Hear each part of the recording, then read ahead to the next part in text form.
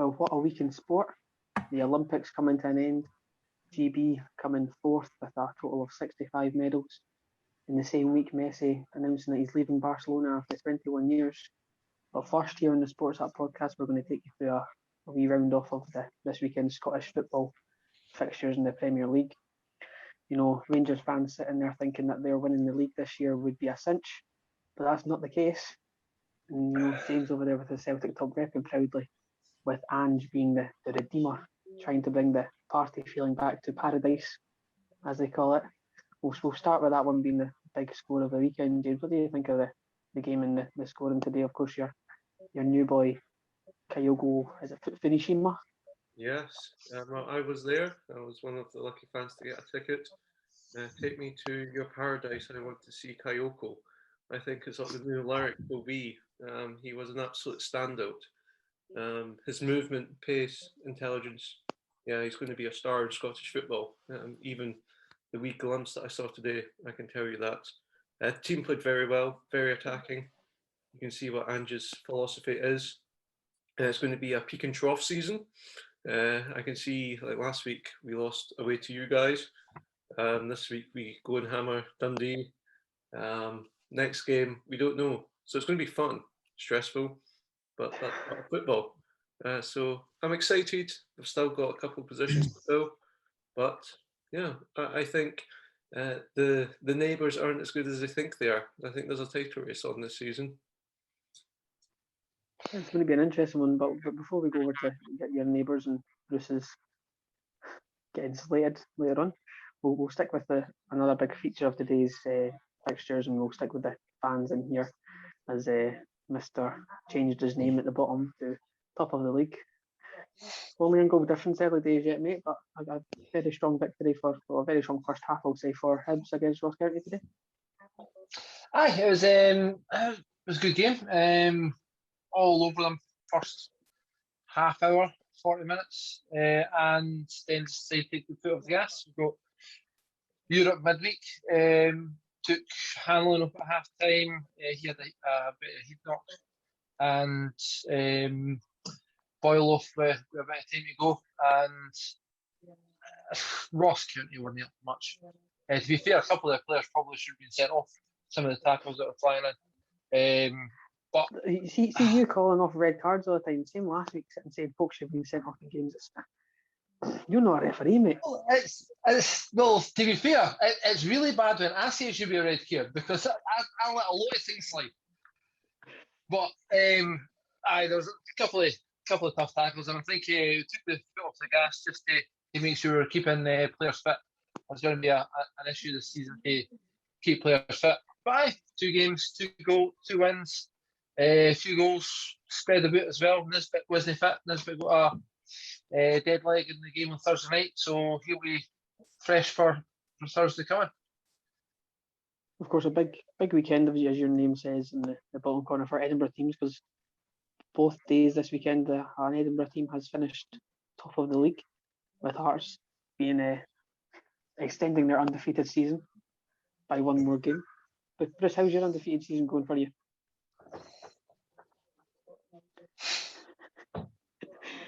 To give Rangers their due, I need to give Rangers their due. 40 games unbeaten. You have to domestically. Well, that's a good feat, especially for a team that's only, 8-9 years old. So it's a good feat for them. However, I feel like Dundee United did deserve the win. James? It wasn't 40 games undefeated domestically. It was 40 games undefeated in the league. They got knocked out of the cup by St Johnstone and St Mirren. Only Celtic did an undefeated domestic game run, which your club ended, I admit, but that was a proper undefeated domestic. That's nice. Thank you for correcting me, James. Isn't this James, do you know I'm going to sleep better tonight now? Thanks for sharing that information. I'm going to have a nice, peaceful sleep now. Bruce, after last week's games, all I saw on social media was Rangers fans. Well, the league's done. End it now. We've won the league. The league's sealed up. Pardon the pun. It's a cinch. We've got this in the bag. Karma's a bitch, eh? Not at all. The season's played over 38 games. We've played 2. So with your win percentage rate, you'll finish the season mid-table? There's 36 games still to go. And I would say that the game on the 29th of August is a big tell-all game when we decide to play our neighbours across the city. I think the result will be quite telling, whoever comes out on top in that game. But obviously we've got the European game on Tuesday, League Cup game at the weekend. So Okay, game on Tuesday, arguably the biggest game in Rangers history. yeah, Would you not agree? and we're going into You agreed. You agree? I go down on Tuesday. So Your history. we'll see how we go. But yeah, Dundee United. I didn't watch the game. I was working, but I was listening on the radio, and from what I can tell, from what I was listening to, weren't good enough. Like, we weren't good enough. Dundee United dug in, and came out fighting. To be honest, you know what I mean. Came out with a point to prove, didn't they? They came out to take on the league champions and prove a point, and they've done that. I think if we go into the kind of in-depth analysis with these 4 games that were all kind of the teams that we're associated with, we're going to analyse those games a bit. We'll start with the Rangers one. I do think Dundee United did deserve the win, mainly because James has already spoken about their keeper and the saves that he made, some very good saves, but also they worked hard for the continuous length of the game, which you don't see much. Teams working constantly hard, especially up in Scottish football. But the manager, the only big job he had previously was Celtic Hearts, I believe. Well, I say managerial job previously. So for him to make the step up this season, it's a big ask, and he seems to kind of have tactical know-how. I'll be really interested to have a look at what that manager does in the next 3 well. I can't remember his name, to be fair. But he's supposed to be a bit more into analysis and a bit more into all of that. So it's good to get a different persuasion, a different type of manager into the league. So it changes the league up a bit and makes it a bit more spontaneous. You're not playing the same games every week against the same kick and rush managers. Yeah, it's Thomas Courts who's the manager. And yeah, as you said, he's really into data analytics. And I think that's exciting. Scottish football does need a renaissance in terms of tactics and recruitment and all that. And I think Dundee United is a very exciting club because they seem to be embracing it. So it'll be interesting to see how they do. I've got a soft spot for them anyway. I don't know why, but always had a bit of a soft spot for them. You've got a soft spot for Dundee Hibernia.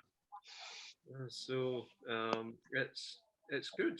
I'm pleased to see that they're doing well. The one point that I would like to make is, if that game was last season, Rangers would have won the game. Yeah. There was many games like that last season where Rangers nicked the win. So the fact that they didn't nick the win this season, I think, proves that the title race is open. But it's early days. Celtic's in a bit of turmoil still, even though today was more upbeat, but we'll come to that later. I think as well, do you know, Dundee came out with a point to prove. They came out to, as I said already, they came out to prove a point against the league champions. And if Celtic had won the season last season, and Celtic had played Dundee United at this point in the season, Dundee United would have still come out fighting. I'm not saying Dundee United would have won, but they would have come out fighting to try and prove a point against the league champions. This time last season, Celtic did play Dundee United, and we won the game.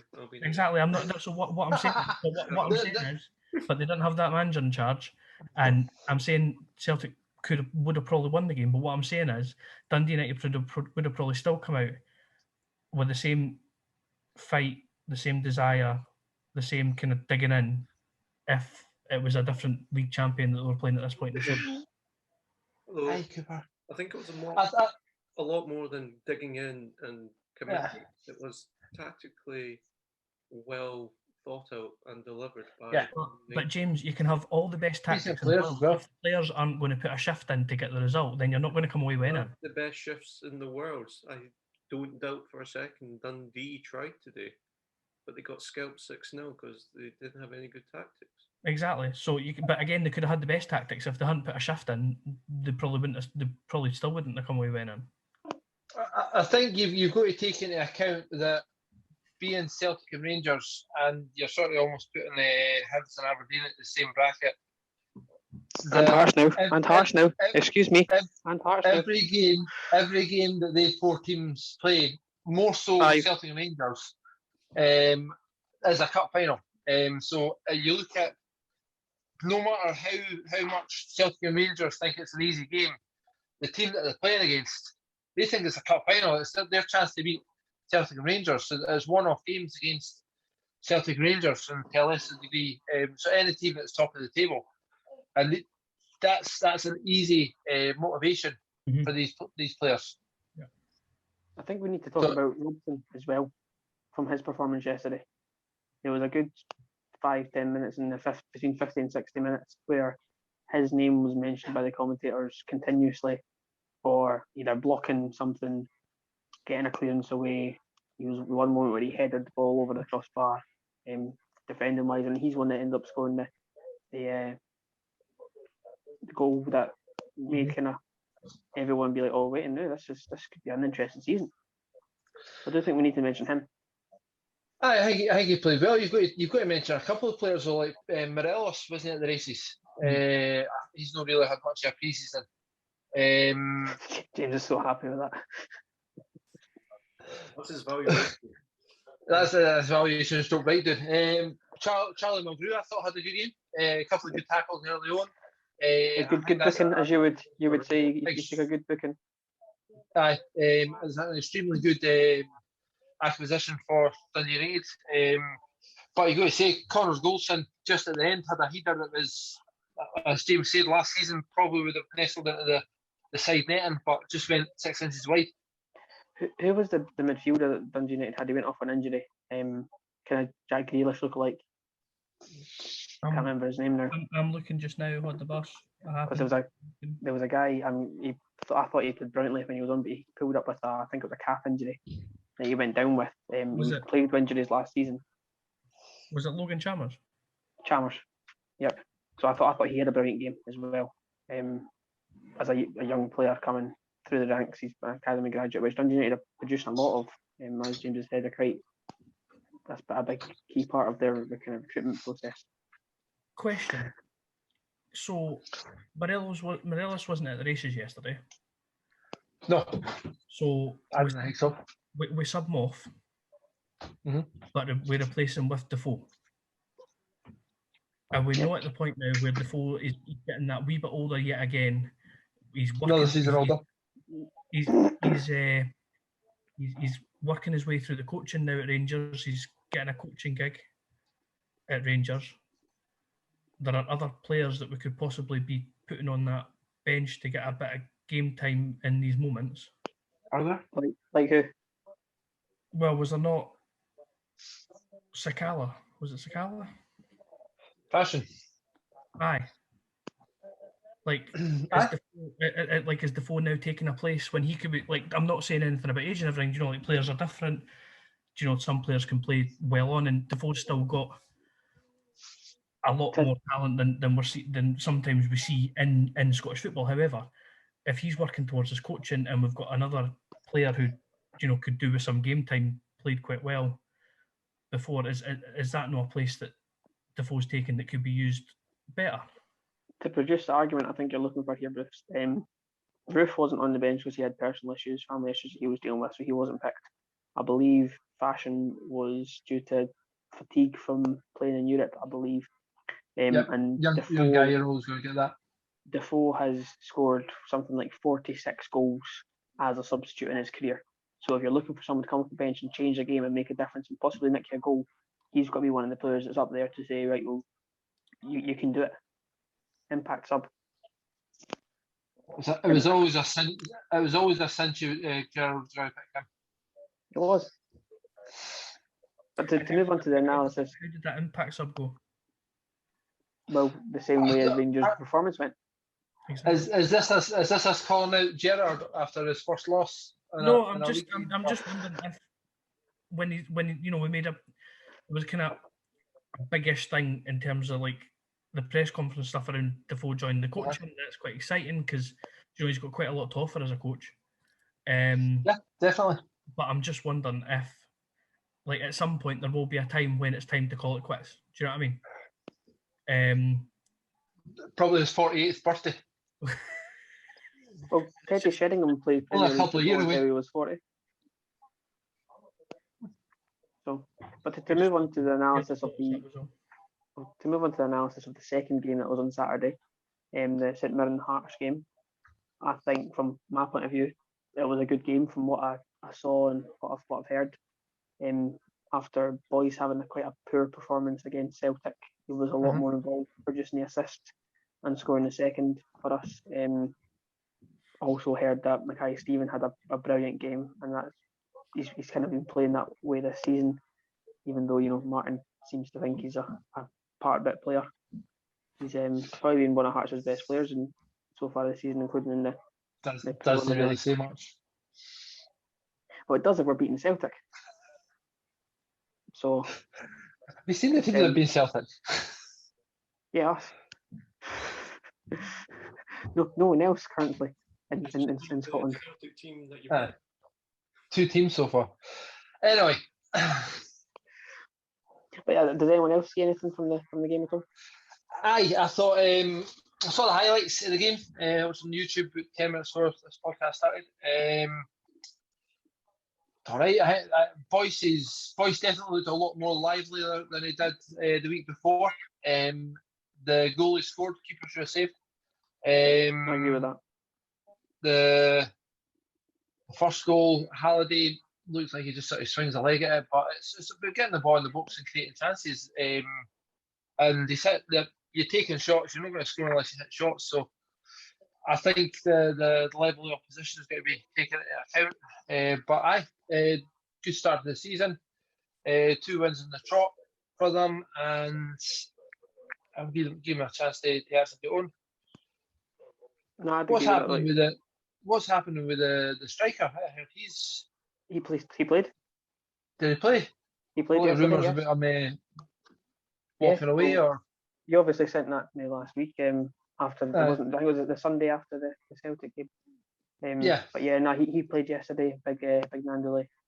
I don't think he had much involvement, but he's kind of more the hold-up striker. He's there for his size and his height and his strength. But no, I do think if you said to me out the week before the season started, the first 2 games you're going to win, knowing that the first game was against Celtic, I would have bit your hand off, because I still think we'll be lucky if we can make the top 6 this season, which is coming from a Hearts fan, when Hearts fans are trying to be very positive and assume that our automatic position is in the top 6. Which I agree, we should be challenging for Europe, but we're not at that stage yet. I was on your side. I predicted you guys to finish in the top 6 when we were doing our league predictions. I don't think we will, but I think these results are going a big way in trying to get the fans back behind Nielsen, which he needs. I think he's a good manager. I think he deserves to be there. And we've already got half of the victories that we got in our the season that was cut short because of COVID and went down. So all we need to do is get 2 more wins and we've emulated that. James has got a pondering look on his face. I'm interested to hear his thoughts on the Hearts game. It was more the comment about Nielsen.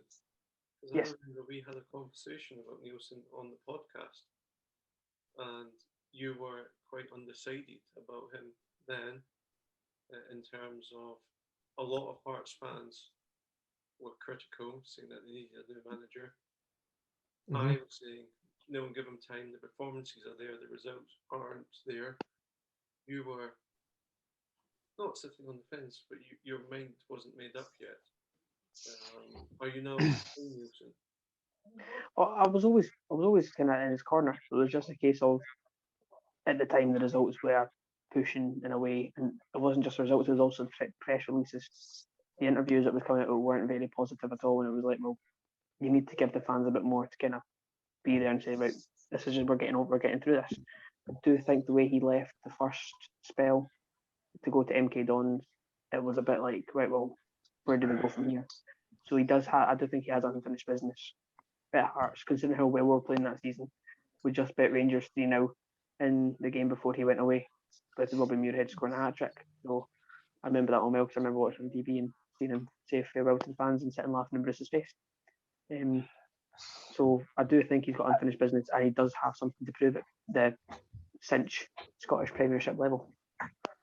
I think that you look at Dundee United and with the manager they've got in and what I think he's capable of doing, I think Dundee United would be happy to get rid of Nielsen, and obviously they've had a season as a manager. Now they've got another manager in, but I think if they give them the choice now between Nielsen and the manager they've got, I keep forgetting his name, I think he'd be happy with him too.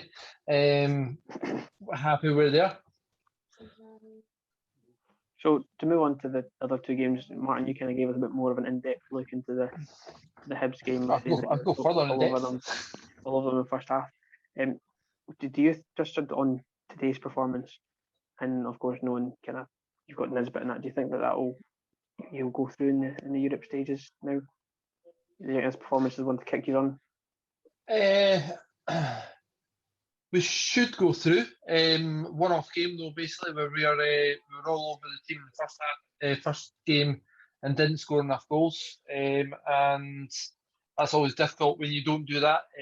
While you're on top in games, you really have to be scoring goals because there is always going to be a turn of play where the other team has a period of time on top. It is something that's making the season a lot more interesting for the teams within Europe. St Johnstone, Aberdeen, Hibs, Celtic and Rangers. They are playing 2 games a week. They are having to rest players. They are having to sort of think about what's happening midweek. And I think the game was about that by the time half-time came. It was put up the gas, calm down. But I think we've got enough to go through against the Croatian team. Showed it in the first game, really. We should have been ahead of them. James, did you catch any of the Hibs highlights? No, I was at the Celtic game and driving back, but I listened to the radio interviews. Jack Ross seemed pretty upbeat. Job done. Good rest in the second half to prepare for Thursday. I think Hibs will be third in the league this season, and a 3-0 victory without your main striker. You're just getting used to what it's going to be like when you join Celtic. I do think Jack Ross is a good speaker. I do think he's a very good speaker, although he's not very PG when it comes to certain events. But when it comes to exiting elevators, I want to add to that. Obviously, Josh Doidge, who has been on the bench recently because of what's been happening, and Bruce, you've got ghosts. You've got ghosts, Bruce. There's doors opening and shutting, and I don't see anybody come past. Anyway, Josh Doidge has obviously got he's been linked with clubs, and there's been quite a lot of talking in the papers. And Jack Ross eventually just called him out, say, "Look, no had any encounter. He's got to play." He played well, actually. One of the times that I thought somebody should be sent off was for a tackle on him, although he did just flick the ball over his head no long before that. But I played well. Different to what Lewis Stevenson is, but I don't think I think Lewis Stevenson's getting to the age that he's not able to play 2 games a week, 3 or 4 weeks in a row. So Kenny need to start playing them. No, definitely. But to also go into the last kind of analysis, James, is it a case of here comes the sun at Celtic Park, Ange getting by with a little help from his friends, with Kyogo bringing him over, someone he knows playing how he wants to play? As I said, what years I've been waiting for. Well, today was the hype and optimism that has been within Celtic fans actually coming into a bit of a reality. We have been talking a lot about Ange Ball, but then we go to Tynecastle and get a defeat. And a little bit of the spirits went down, but I said to myself, Ubladi, Ublada, life goes on. And we went away to Czech Republic, got a result there, and then today it started to click. I've already mentioned Kyogo. Abada played well. Turnbull played better than he has been. McGregor dictated the game, but the second man of the match today was Ryan Christie. I saw He had a shot on target for outside the box, didn't he? he did, but this is even more. Is that okay? So he got the ball and the fans was like, "Oh no, help!" He got 3 assists today, and he created 11 chances. He was the centre of everything. He started the game on the left with Roderick in the middle, and then on the hour mark, Forrest came on for Roderick, and Christie came into the middle, and Christie just livened up. The problem with Edward in the team is that he comes short, whereas Kyogo just runs in behind, so it gives the number 10 space. So he doesn't shoot. He doesn't shoot. It's incredible. It's like he can pass the ball, and his pass for Kyogo's third goal was what Ryan Christie should be about. It was an incredible pass. So I think we need to get him in a new contract. Starfelt played well. Whoa! Backtrack here. Wait, Who no, on a new no, contract? Martin, I'm taking this one because he tried to call me out on my Nielsen point. And James, I recall doing a podcast a little while ago and us discussing Ryan Christie and his kind of involvement in the Celtic team. And I'm sure you said, nope, get him out, sell him, get the money when you can. I did say that. And So U-turn. James is a politician. Because some of his shots were going across the universe. well, to be fair, where I was sitting today, the main stand's still shut. So I'm sitting where the Rangers fans would traditionally sit in an Old Firm game. And If Celtic, they had fans. And I knew you were one of us. One of us. One of us. Celtic got Whoa, let it be. Celtic got a free kick. Christie got it, and I'm saying people all around me were going like that because it was Christie. So it's the joke there. But last season he was awful. Let's just put it like that. He was shooting all the time, whereas the start to this season he seems to be adopting to the system. And wants a high press, energetic flexibility. Christie has all those attributes. Do you think that's the manager coming in, showing him a bit of love? All you need is love, so he's just managed to guide him into that? Well, I think. Or has it been the bad managers for, or is he getting told different, or is he? I think it's because we've got a manager who has a clue. Putting it bluntly, Neil Lennon would have been punted up to Edward, even though he can't head the ball, to lay it off to Christie so he can shoot from 40 yards. But Edward doesn't seem to move about much. I mean, it's like a walrus. He just sort of says, "I'm a walrus," and he just sort of sits there. And he got the penalty, and they took the penalty, but that's a 3-step run up. If we're talking about Scottish football strikers and walruses, we should have mentioned Morelos. Come on. He's a buffalo. Yeah, He's a buffalo. Sorry. It's buffalo that was. Do not compare Edward to a walrus. He's not having a good season, I know, but. Wait, no. If Edward's a walrus and Morelos is a buffalo, what does that make Nisbet and Boyce? A horse. What one? A Mustang and a show pony. I would say Nesbitt's Blackbird. That's harsh to say. Your main striker's a show pony, Martin. I didn't say which one was which though. Nesbitt's a Blackbird, gets all over the place. Liam Boyce, Hey Bulldog. He's not strong enough to be a bulldog though. I know, but he's. On tonight's podcast, if football strikers were animals. Yeah, should have kept this for the round table. I know.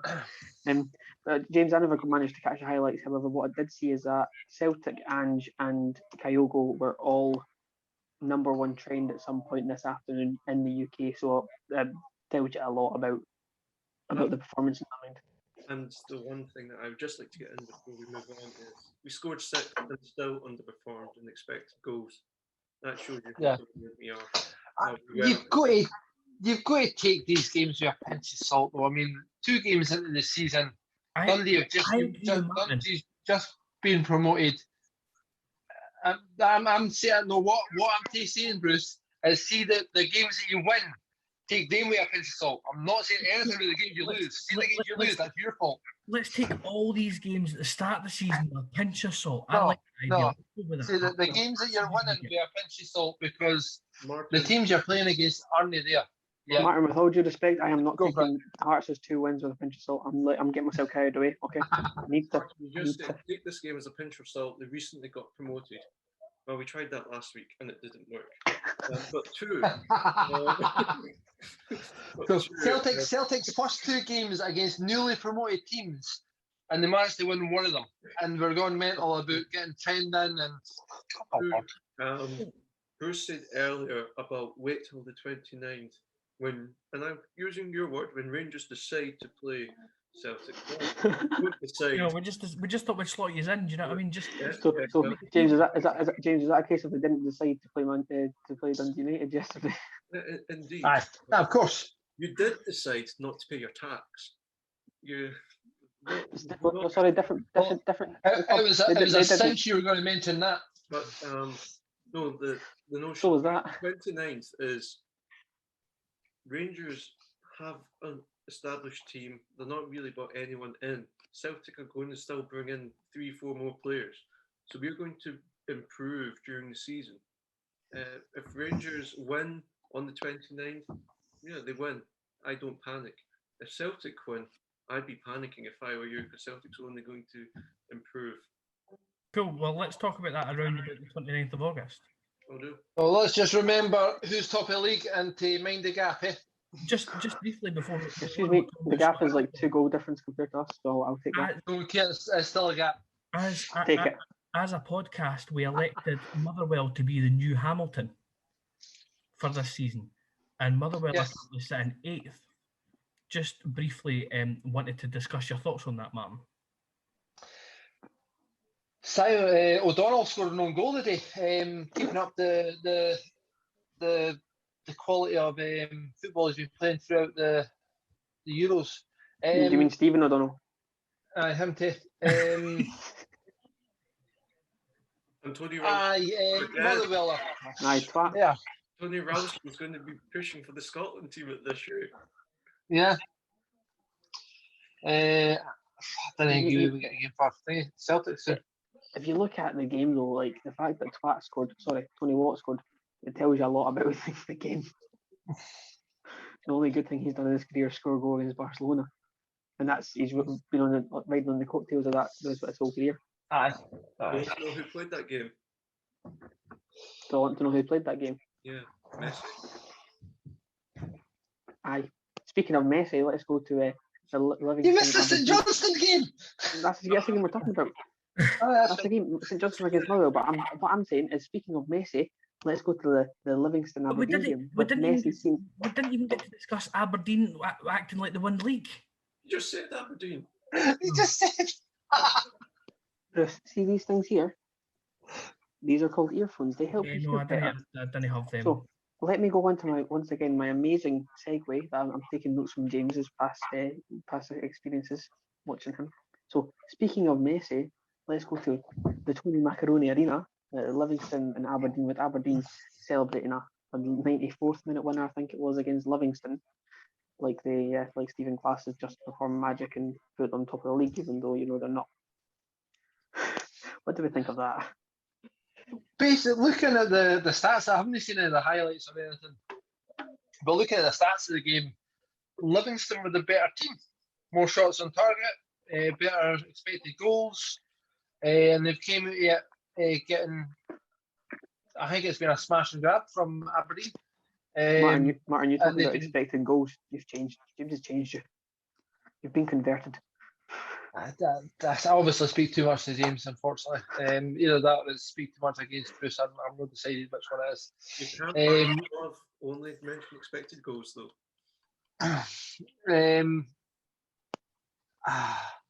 You see when you say things at the start of this podcast. I mean, tomorrow never knows what's going to happen. So I'm all for expected goals now. So I do look at. I've shared the app that has the expected goals per player, per shot.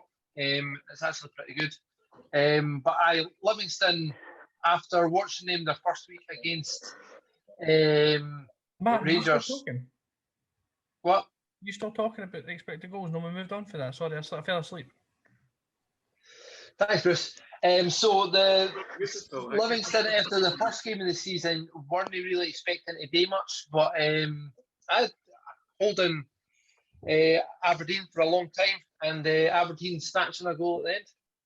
2 goals at the end, really.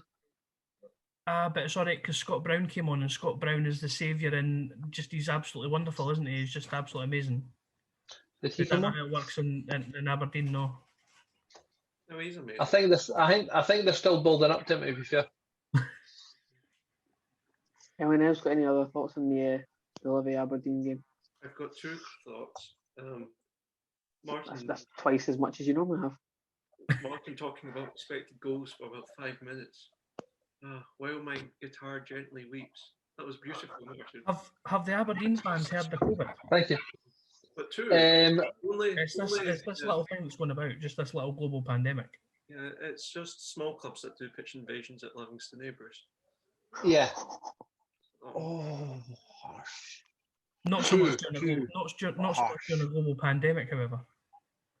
No, because you can't talk with fans, let alone with the global pandemic when they go at Livingston. You just got a nightclub, you don't need any face masks. But let's move on. So yeah, Messi scenes, and we'll go on to Messi, and his leaving of Barcelona after 21 years. Boom, boom, boom, boom, boom. I heard it, Gavin. The same amount of time. Yeah, it was a Gerranda. The same amount of time, 21 years since Bruce has changed his patter. With his own Martin, you started talking about expected goals. I fell asleep. Anyway, yeah, Martin. Gavin, what was your you take were on the nearly whole good Messi looking when you pulled situation? that face. I don't know if that was the question or if Bruce was talking or what. But Bruce was talking, but I'm talking about the podcast here and not getting into childish conversations with Bruce. So yeah, your thoughts on the Messi situation? What a loady pish! Honestly.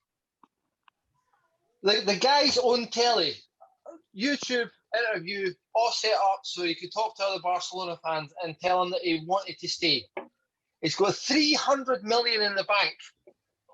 Take a fucking wage cut.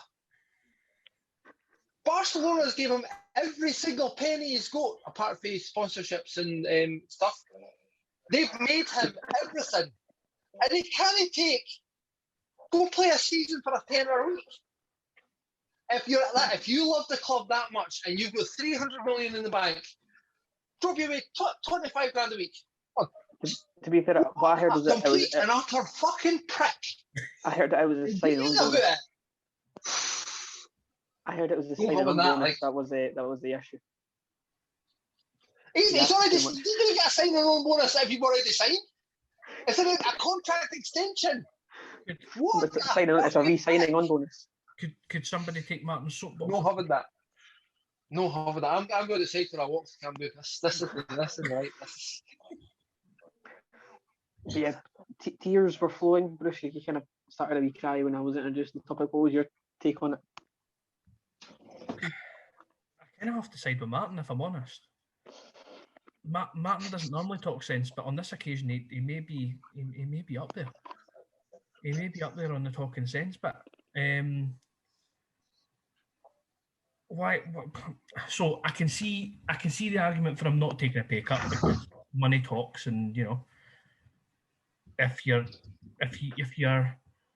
worth a set amount, then you would be expecting to be getting that, wouldn't you? But if you really, really want to be there to the point that you're crying on national TV and giving it the big theatrics and everything, then do something for the club, do something for the fans that you say you love and everything. Just take a bit of a pay cut, play the football you enjoy, and when the time is right, let's look at then boosting your wage back up to what you want. I don't agree with your point, Bruce, about the whole if you know your worth and you want to get your worth. I don't agree with that at all. For example, if I loved a club, say if Hearts came to me and said, I want to offer you this contract, I would happily pay Hearts for me to get fielded on a game. Right, and I've just said that he should take a pay cut, but what I'm saying is I can see in his head his argument for like, to be honest, most players would do it. Most of the players who are worth a decent whack, like, want to bring in the money that they feel they're worth. You know what I mean? There's an ego thing there around bringing in the millions, you know. But I think he should have took a pay cut. He should have, you know, he can afford to easily afford to take a pay cut, which would help Barcelona. Keep him. He'd get to play for the club he enjoys playing for, in front of the fans he enjoys playing in front of. But in his kind of egotistical big player head, you know, that's unfortunately the world we live in. The problem wasn't that though. The problem is he didn't want to be there. He didn't want to be there last year. He wanted to leave. They didn't let him. He stayed on to stay with another manager. He's just a complete prick.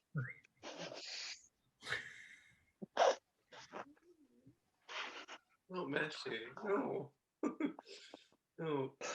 Well, what I think is that he is coming to the end of his career. He's probably got 2 seasons at this level, and that's even pushing it. He wants to be competing for the Champions League. Barcelona are not going to be competing for the Champions League. He now has the option to choose what team he joins, because I think any team would take him.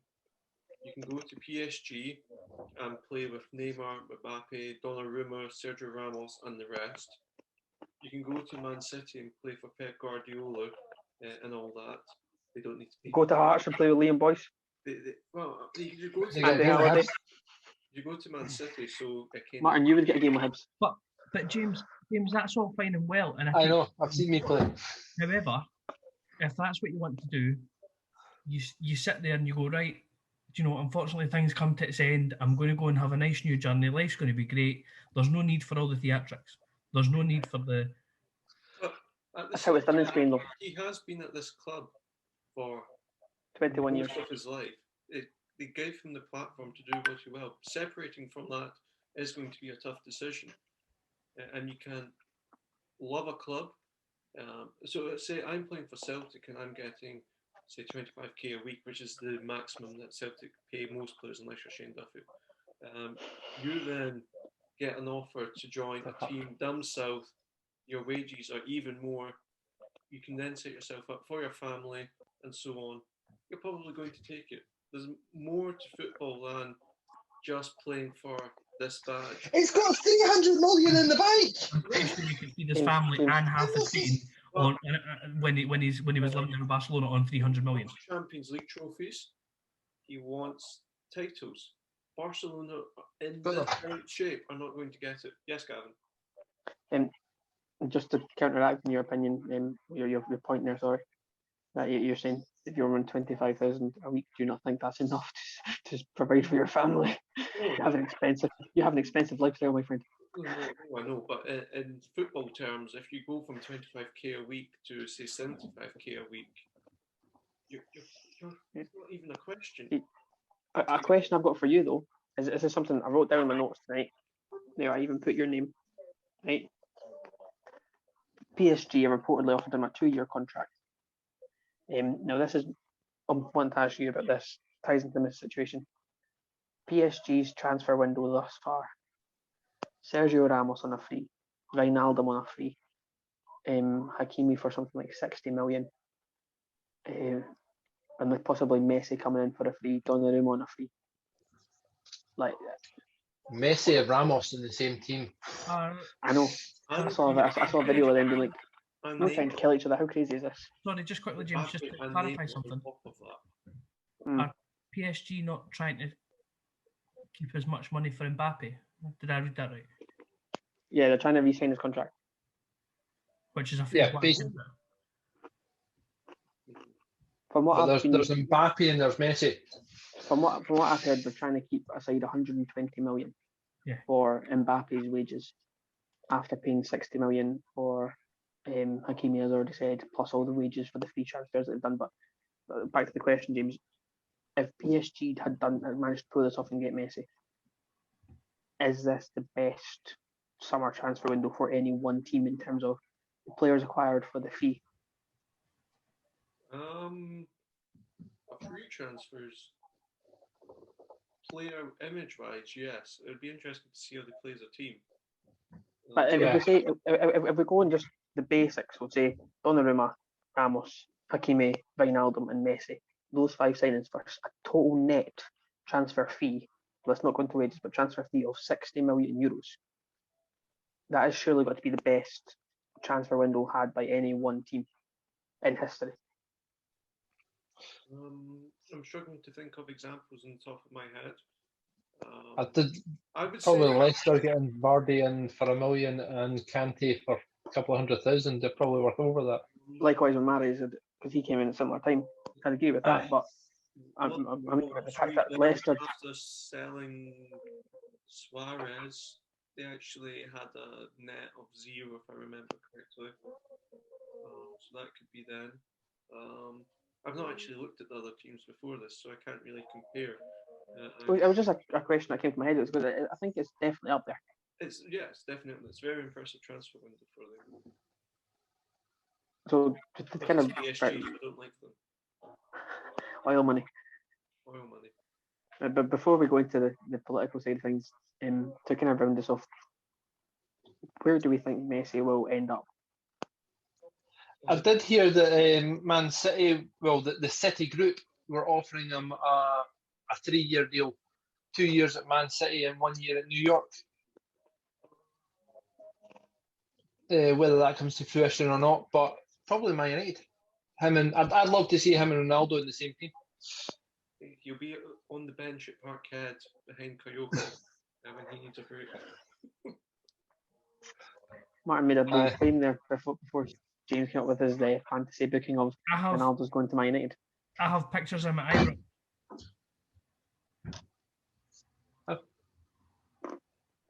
Just saying. Cool, sorry.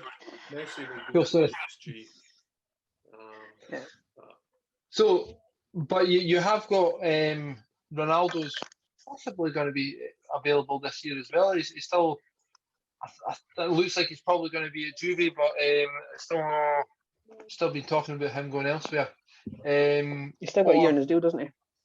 Aye, still got a year in his deal, so it's whether they cash in him or not. But you look at what leagues can Messi go to. Obviously, you've got the French league, English league, Bundesliga. He's not going to go anywhere else in Spain. Italian league. Either that or he's going to go, and I can't see him this stage of his career selling out completely and going to China or America or anything yet. I think that's he's got to go to one of the 4 leagues. I do within think that. The kind of reported City Group bid you said there is an interesting one with the 2 years and the 1 year in America. But what I found is his biggest thing is that is he's taking his kids into consideration. So as much as Martin went in on him about being a prick for wanting more money, he was quite emotional though because you can be a prick and a good dad. It's all right. Look at you. Oh. Think I'm a good dad. Oh, You're welcome. No, but his kids are very upset about having to leave the city of Barcelona. So for him, he's taking that into consideration. He's taking that into consideration quite a lot as far as what I've read. I moved to the Gorbals. But no, I do think PSG is the most likely option, especially because they're the only team that's came out and officially said they put a bid in. However, he did say in his wee press conference that his phone didn't stop ringing as soon as the press release was made by Barcelona that he wasn't re-signing on Thursday night, I believe it was, that it came out. So I think you've got to look at it financially. I don't think whatever you give him in wages, obviously there'll be a cut-off line somewhere. But can you imagine the amount of merchandise you're going to sell worldwide as soon as Messi starts playing for your team? That's why I think Celtic should offer him 25 tonne tea cakes a week. Yeah. Because that's the deciding factor here. So you've not got a signing on fee, it is just wages. No, you've not got a transfer fee, it is just wages. So the amount of, Beckham, when he went to LA Galaxy, made his money back in the first couple of weeks for merchandise sales. It'll be huge, the amount of money that you can bring in just by signing them. if you can get a decent price per week.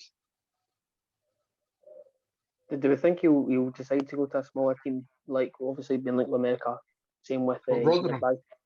but like he's been linked with, he's been linked with Newell's, going back to Newell's, or do we think it'll be another big European giant? European giant. It's got to be a European giant. European giant. James is just it. No, I don't want to see PSG. James can't hear you. Oh, that was No, beautiful. it's That was because beautiful. I'm I couldn't hear mumbling. James at all. It was lovely. I was mumbling. One should not mumble. Let me move my. Oh, my mic's just went quiet. Here's that. James turning into Minerva McGonagall there. Oh, hello, boy. What are you doing after bed at this hour? Stay with us while we work through this technical difficulty. I think this is a very good point to move on. But To be fair, it's a podcast. You can just fast forward. It's a very, as I said, a very good point to move on. But James is however introducing the next topic. Hello, is that better? Woo! So what, James? This is an advertisement for Mitchell getting a new microphone. Indeed. Do you want me to sing a song? The Olympics. I want to Hey, hold your Jude. hand. I want to hold your. Let's move on. Move on. James, it's your turn. Olympics, my friend. Olympics. Ah, well, Jason. Oh, Kenny fuck. moved the handle. Oh, Kenny, just to try and make a link there out of nothing. Try and make a link out of nothing, right? Okay. We were talking about Messi, PSG.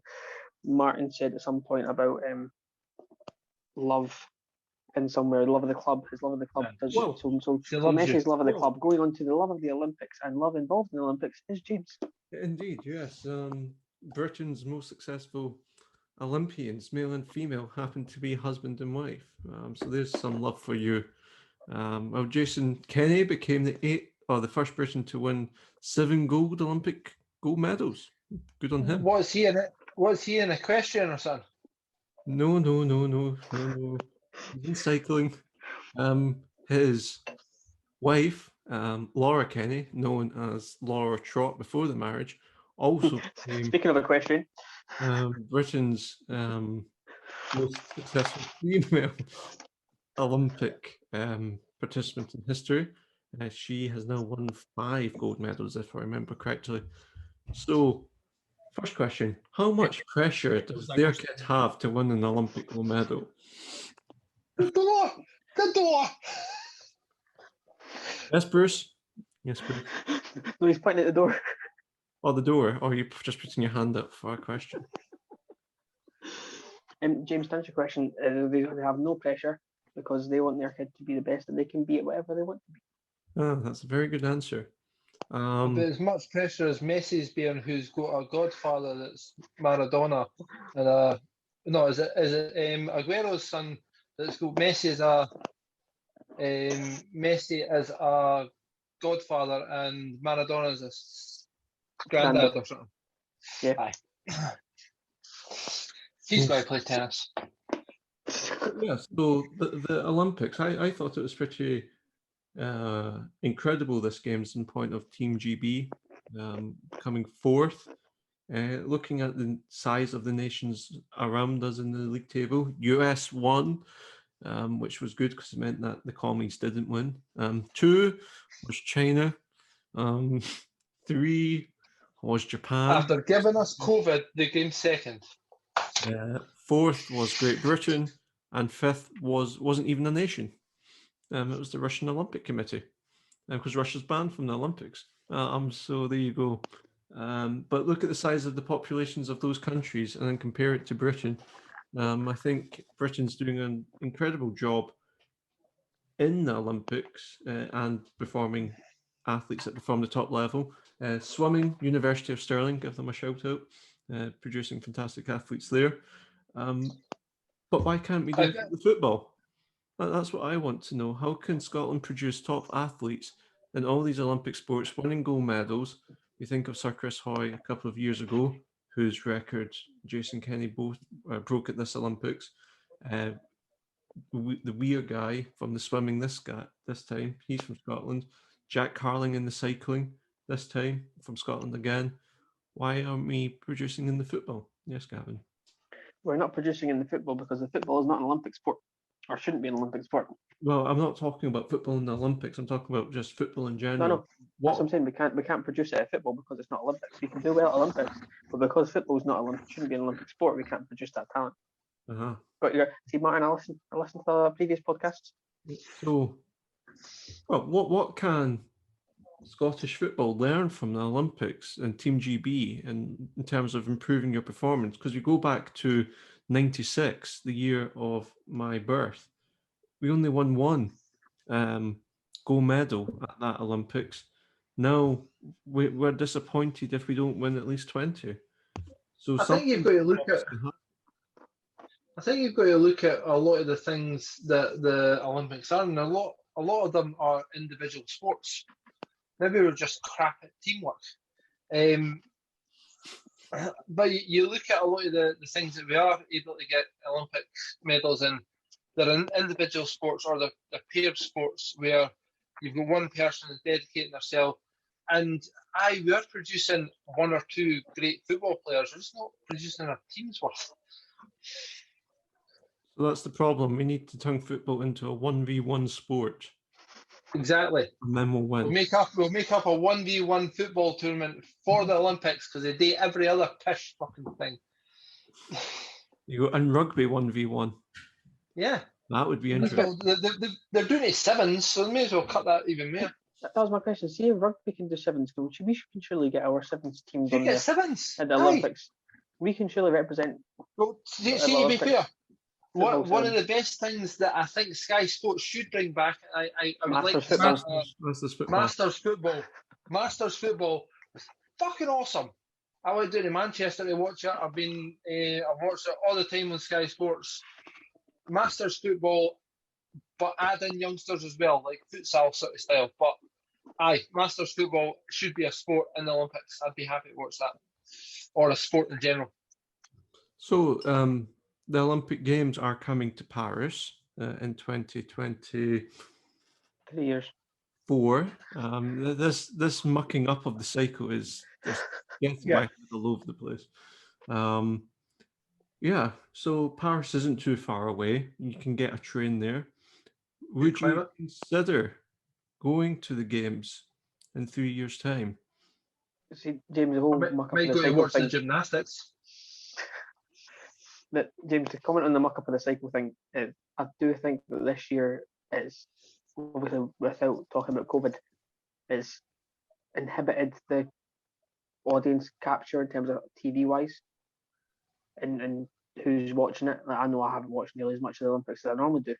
Is that because of the time zone or because of it being a year late? No, I would say because it's been a year late, it's lost all of its anticipation about it. There's been a couple of times where I managed to watch highlights of stuff, but I haven't actually purposely gone out and thought, I know this is on, I'm going to watch it. There's not really been much advertisement that I've seen personally about what's on and when. But you managed to so I do think, like, because it was built up, there's a lot of build up about Scotland making the Euros. Cycle. I know, but there's a lot of build up about it. That's what the difference I'm saying. The year at the cycle has meant there's not been as much build up of the Olympics. To be fair, I missed a lot of the Copa America because there was no advertisement at all. Exactly. It just sort of appeared halfway through the tournament that there was a wee bit of advertisement for it. I have no idea about Olympics whatsoever, but I can't say that I've heard about anything coming up. I've only heard about things that have happened, like Tom Daly knitting in the stands. But James, to go back to your original question, I just had to get a point in there.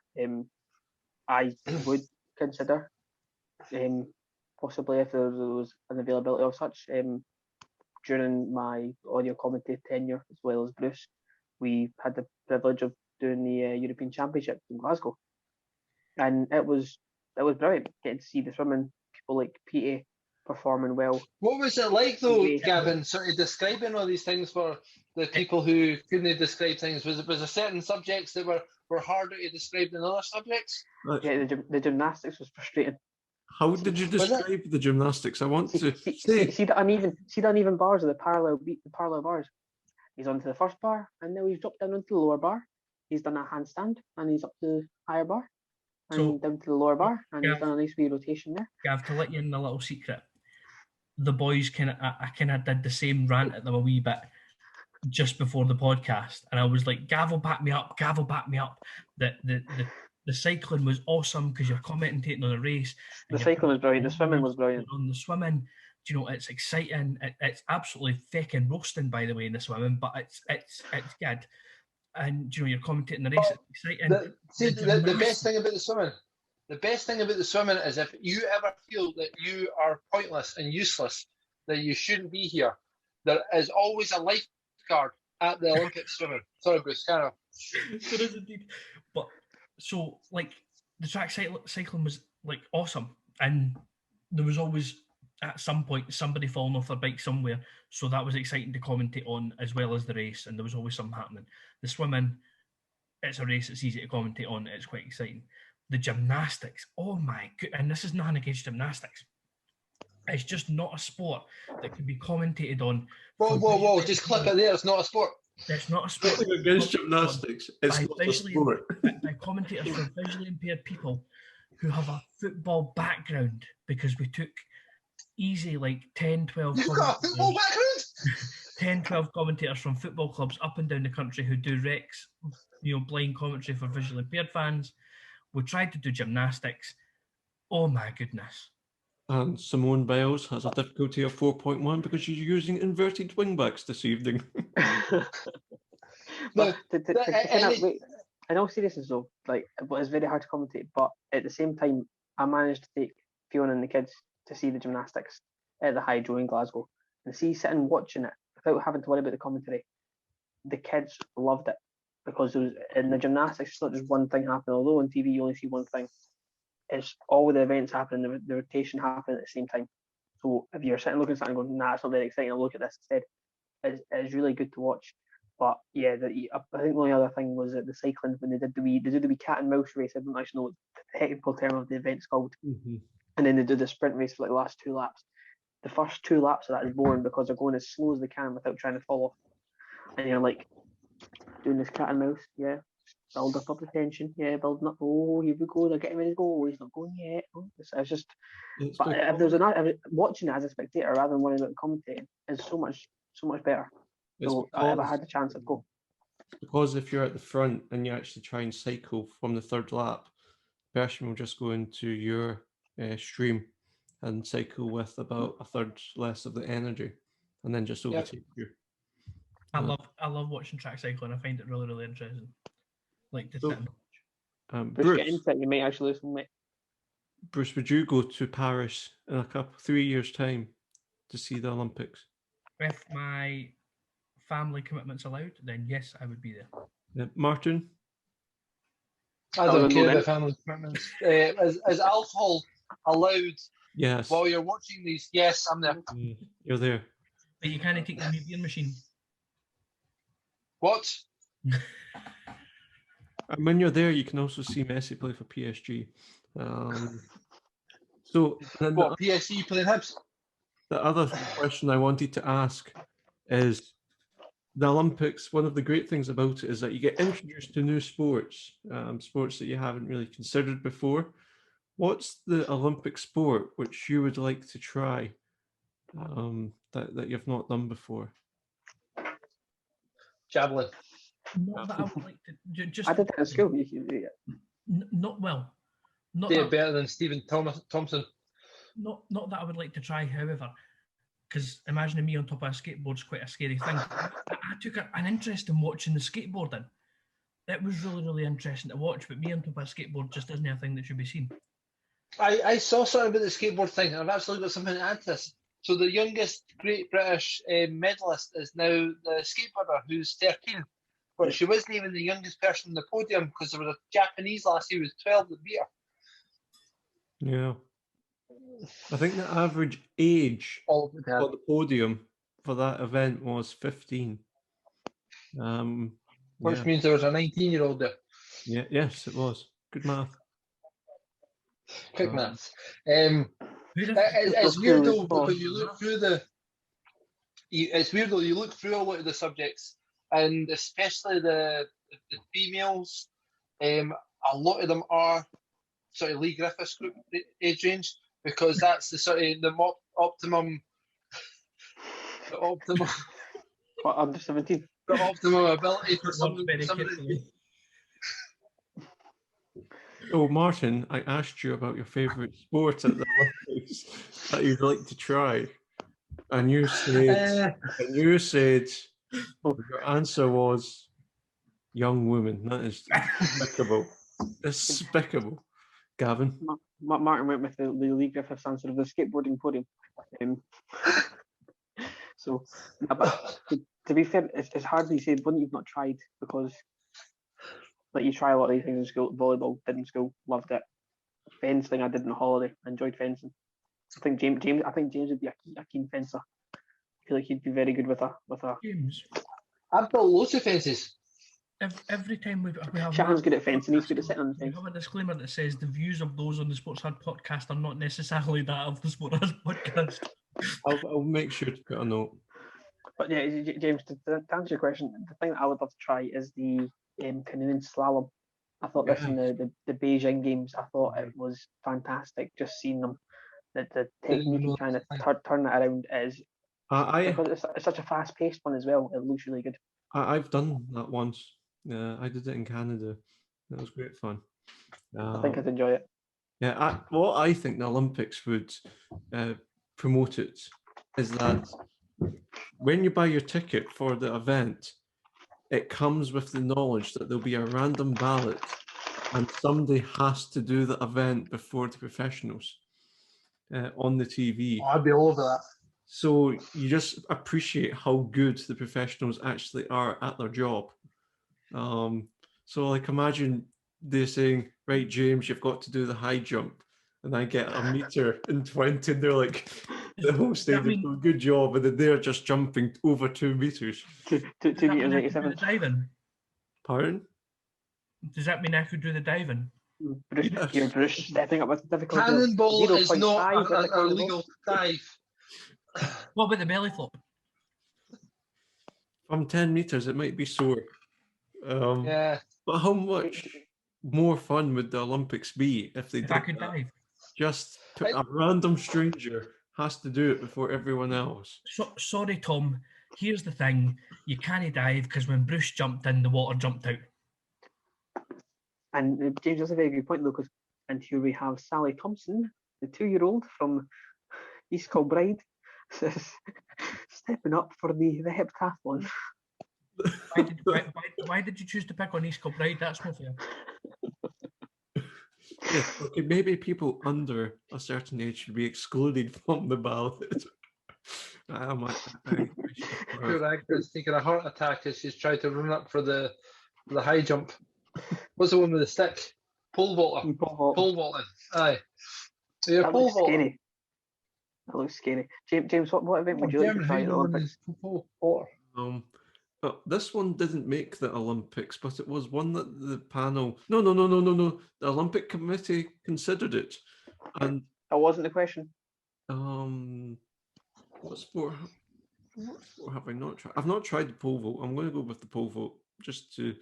That looks like it'd be sore if you landed it awkwardly, though. Yeah. Have you seen the videos where they haven't pushed the pole out of the way? Yes. Ow. Or the pole snaps. Pole snaps. And you just go flying.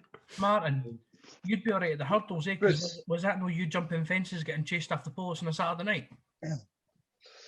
Maybe 10 years and 5 stone ago. But to bring in the Scottish theme, one event that they were considering was a tug of war, but in the water, where they tied the rope to rowing boats and in a swimming pool, and the teams would row, and it was proper tug of war. It looked immense. Google it if you haven't seen it yet. Yeah, I've seen them. They look cool. Even the waves that are kicking up for them. Yeah. Obviously, both trying to force the water in the middle. Yeah, no, it looked good fun and should be an Olympic sport. But yeah, so it was a good Olympics for Team GB, history making with Jason and Laura Kenny. and the young skateboarder becoming Britain's youngest medalist at an Olympics. So very promising games. End of an era for some, we might think. Tom Daly might not be back. Jason Kenny might not be back.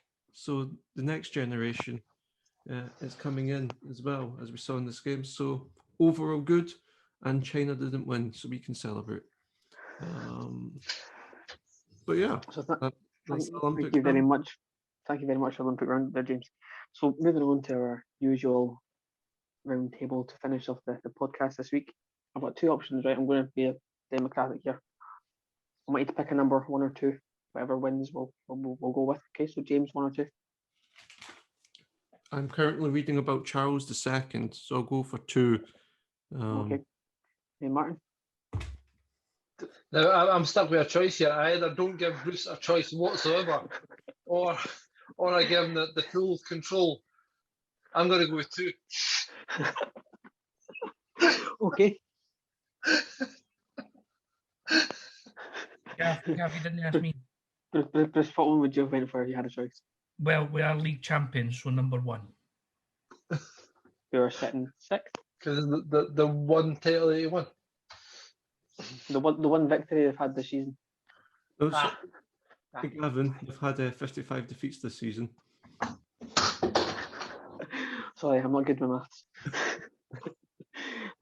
So number 1 would have been trending as the Fiat 500, number 4 trending in the UK currently. So I was going to be a bit asking what sports car would be what car. What sports person would be what car. But moving on from that, number 8 is about technology, and it's trending as a Loch Ness because there has been 9 separate sightings of Nessie this year alone, apparently. So my question for you for the roundtable is, I want you to pick a sports person. I would push towards footballer who may get mistaken for Nessie if swimming in Loch Ness on their holidays. I'm going to say Messi because somebody mispronounced his name. That's shocking. And they're quick. Messi, Nessie, very similar. Fair enough. A lot of logic there, James. I like it. Did you use your uni degree to work that one out, did you? No. I didn't think so. Yeah, I could go with the same logic and go with Nisbet, but I'm not going to. Martin, who would get confused with Nessie for sighting number 10? Akin Fenwa. The unit. Fair enough. More like a walrus, but Wouldn't that be Edward? I was just about to say I'm choosing Edward because Martin said he was like a walrus.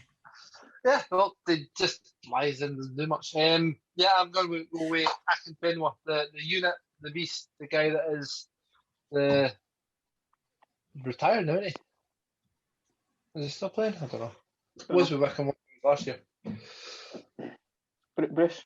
I chose Edward because Martin said he was a walrus. I thought you were taking the piss. I didn't realise that was your actual choice. That was my genuine guess. Gavin, yes, Gavin. This is not a football player. I'm going to go for 54 league titles in 8 years of existence because it's both mythical. Because that doesn't exist either. But yeah. That has been the best answer on any of these roundtables, I think. It's getting clipped. It's a completely unbiased opinion. Clearly. Completely unbiased. Just like your unbiased podcast last week, we're not mentioning the fact that Hearts had won much. You just kind of focused on Celtic losing. Bit of kicking the stains there. But anyway, I would go along the same lines as Martin's reasoning and say that Fat Ronaldo, because he's bumpy. There's always a bump you see in the water. I feel like what you would see Ronaldo's face, and then you see his belly, and then you'd see his feet come up. Like a strawberry field. Is it when his wee fringe reaches the surface of the water? Yeah, just looks like the head popping up. Just that one wee bit that I'll get shaped. Oh, there's James, Messi. James, the fact that the two of us at the same time just did this. What's the national animal of Scotland?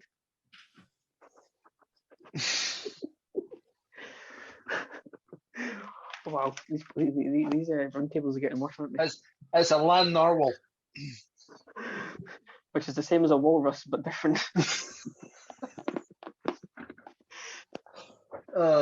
Maybe that's what Honestly, Edward is. I don't know what's happening. It's like Lucy in the sky with diamonds now. It's just everything's just getting made up, and I don't know what's happening anymore. Why are there diamonds in the sky? Shine bright. There's always diamonds in the sky. So the stars and stuff. Those are stars. As Bruce is sitting eating I'm having ice cream. low-fat natural. Okay, I was going to say low-fat natural yogurt. Where did you get that from? Surely that would have melted if it's been sitting there the whole time. You need some jelly with it, Bruce. Bruce, are you eating that with a fork? Yeah, there was fork for waffles, so it's now getting Why are you eating on the floor? How can you eat ice cream with a fork? like that. And this brings us Shocking to a news. very disappointing ending. What?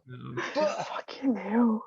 But Bruce, we've Anyway. had people on this podcast for about an hour, maybe slightly more, hoping that they'll be convinced by our arguments, and then you go and eat ice cream with a fork. Sacrilege. with ice cream that's obviously been sitting there for an hour, so it's just cream now. No, it's not. It arrived when the ghost was going in out the door. I've never known a ghost to deliver ice cream. So so the question is, how many people are triggered? Oh, you delivered ice cream, That's what I was going to say. Before we trigger any more people, we need to end it here. So thank you for tuning in. James will do the whole spiel about give us a like, a follow, a subscribe now. I'll just repeat what Gavin said. Thank you for watching. Goodbye. It's the podcast. James will give us a spiel about what's our podcast.